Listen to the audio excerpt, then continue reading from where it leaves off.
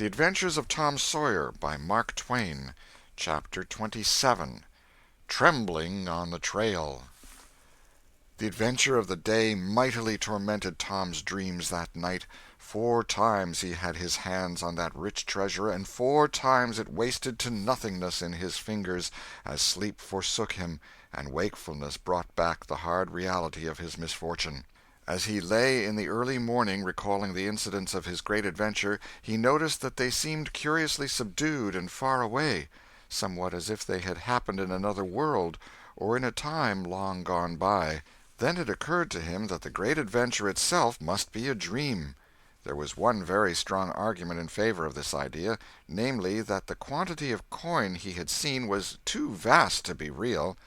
He had never seen as much as $50 in one mass before, and he was like all boys of his age and station in life, in that he imagined that all references to hundreds and thousands were mere fanciful forms of speech, and that no such sums really existed in the world.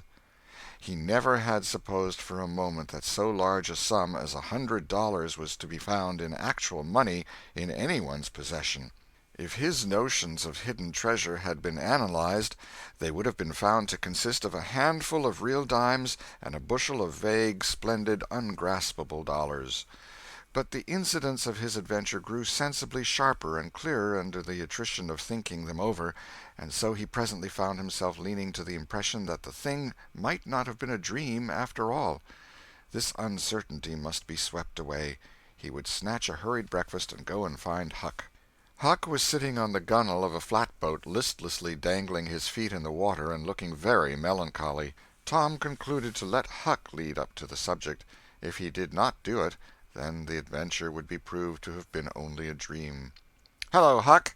"Hello yourself." Silence for a minute. "Tom, if we'd 'a' left the blamed tools at the dead tree, we'd 'a' got the money." "Oh, ain't it awful!" "'Tain't a dream, then. 'Tain't a dream. Somehow I most wish it was. Dogged if I don't, Huck." "What ain't a dream?" "Oh, that thing yesterday. I been half thinking it was." "Dream! If them stairs hadn't broke down, you'd 'a' seen how much dream it was. I've had dreams enough all night, with that patch-eyed Spanish devil going for me all through 'em. Rot him!" "No, not rot him. Find him. Track the money." "Tom, we'll never find him. A feller don't have only one chance for such a pile, and that one's lost. I'd feel mighty shaky if I was to see him, anyway." "Well, so'd I, but I'd like to see him anyway. Track him out. To his number 2. "Number 2, yes, that's it.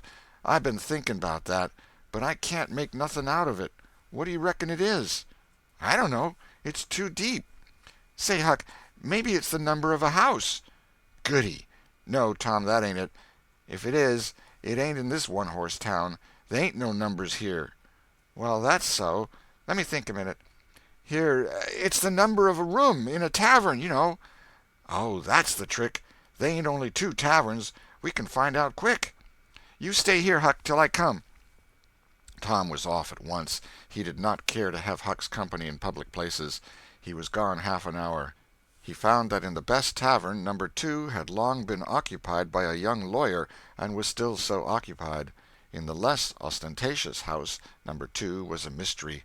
The tavern-keeper's young son said it was kept locked all the time, and he never saw anybody go into it or come out of it except at night. He did not know any particular reason for this state of things, had some little curiosity, but it was rather feeble, had made the most of the mystery by entertaining himself with the idea that the room was haunted, had noticed that there was a light in there the night before. "That's what I've found out, Huck. I reckon that's the very number 2 we're after." "I reckon it is, Tom. Now, what you going to do?" "Let me think." Tom thought a long time. Then he said, "I'll tell you. The back door of that number 2 is the door that comes out into the little close alley between the tavern and the old rattle-trap of a brick store. Now you get hold of all the door keys you can find, and I'll nip all of Auntie's, and the first dark night we'll go there and try 'em. And mind you, keep a lookout for Injun Joe, because he said he was going to drop into town and spy around once more for a chance to get his revenge. If you see him, you just follow him, and if he don't go to that number 2, that ain't the place." "Lordy, I don't want to follow him by myself." "Why, it'll be a night, sure. He mightn't ever see you. and if he did, maybe he'd never think anything. Well, if it's pretty dark, I reckon I'll track him. I don't know. I'll try. You bet I'll follow him if it's dark, Huck. Why, he might have found out he couldn't get his revenge and be going right after that money. It's so, Tom, it's so. I'll follow him. I will, by jingoes. Now you're talking. Don't you ever weaken, Huck, and I won't. End of Chapter 27. Chapter 28. In the Lair of Injun Joe. That night Tom and Huck were ready for their adventure. They hung about the neighborhood of the tavern until after 9, one watching the alley at a distance, and the other the tavern door. Nobody entered the alley or left it. Nobody resembling the Spaniard entered or left the tavern door. The night promised to be a fair one, so Tom went home with the understanding that if a considerable degree of darkness came on, Huck was to come and "mow," whereupon he would slip out and try the keys. But the night remained clear, and Huck closed his watch and retired to bed in an empty sugar hogshead about 12. Tuesday the boys had the same ill luck, also Wednesday, but Thursday night promised better. Tom slipped out in good season with his aunt's old tin lantern and a large towel to blindfold it with. He hid the lantern in Huck's sugar hogshead, and the watch began. An hour before midnight the tavern closed up, and its lights, the only ones thereabouts, were put out. No Spaniard had been seen. Nobody entered or left the alley. Everything was auspicious. The blackness of darkness reigned. The perfect stillness was interrupted only by occasional mutterings of distant thunder. Tom got his lantern, lit it in the hogshead, wrapped it closely in the towel, and the two adventurers crept in the gloom toward the tavern. Huck stood sentry, and Tom felt his way into the alley. Then there was a season of waiting anxiety that weighed upon Huck's spirits like a mountain. He began to wish he could see a flash from the lantern. It would frighten him, but it would at least tell him that Tom was alive yet. It seemed hours since Tom had disappeared.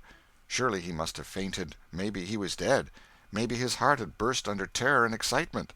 In his uneasiness, Huck found himself drawing closer and closer to the alley, fearing all sorts of dreadful things, and momentarily expecting some catastrophe to happen that would take away his breath. There was not much to take away, for he seemed only able to inhale it by thimblefuls, and his heart would soon wear itself out, the way it was beating. Suddenly there was a flash of light, and Tom came tearing by him. "Run!" said he. "Run for your life!" He needn't have repeated it. Once was enough. Huck was making 30 or 40 miles an hour before the repetition was uttered. The boys never stopped till they reached the shed of a deserted slaughterhouse at the lower end of the village. Just as they got within its shelter the storm burst and the rain poured down. As soon as Tom got his breath he said, "Huck, it was awful. I tried 2 of the keys, just as soft as I could, but they seemed to make such a power of a racket that I couldn't hardly get my breath, I was so scared. They wouldn't turn in the lock, either. Well, without noticing what I was doing, I took hold of the knob, and open comes the door. It warn't locked. I hopped in and shook off the towel, and great Caesar's ghost!" What you see, Tom?" "Huck, I most stepped onto Injun Joe's hand." "No!" "Yes, he was laying there sound asleep on the floor, with his old patch on his eye and his arms spread out." "Lordy, what'd you do? Did he wake up?" "No, never budged. Drunk, I reckon. I just grabbed that towel and started." "I'd never thought of the towel, I bet." "Well, I would. My aunt would make me mighty sick if I lost it." "Say, Tom, did you see that box?" "Huck, I didn't wait to look around. I didn't see the box. I didn't see the cross. I didn't see anything but a bottle and a tin cup on the floor by Injun Joe. Yes, and I saw 2 barrels and lots more bottles in the room. Don't you see, now, what's the matter with that haunted room?" "How?" "Why, it's haunted with whiskey. Maybe all the temperance taverns have got a haunted room, hey, Huck?" "Well, I reckon maybe that's so. Who'd have thought such a thing? But say, Tom, now's a mighty good time to get that box if Injun Joe's drunk." "It is that. You try it." Huck shuddered. "Well, no, I reckon not." "And I reckon not, Huck. Only 1 bottle alongside of Injun Joe ain't enough. If there'd been 3 he'd be drunk enough, and I'd do it." There was a long pause for reflection, and then Tom said, "Looky here, Huck, let's not try that thing any more till we know Injun Joe's not in there. It's too scary. Now, if we watch every night, we'll be dead sure to see him go out, some time or other, and then we'll snatch that box quicker'n lightning." Well, I'm agreed.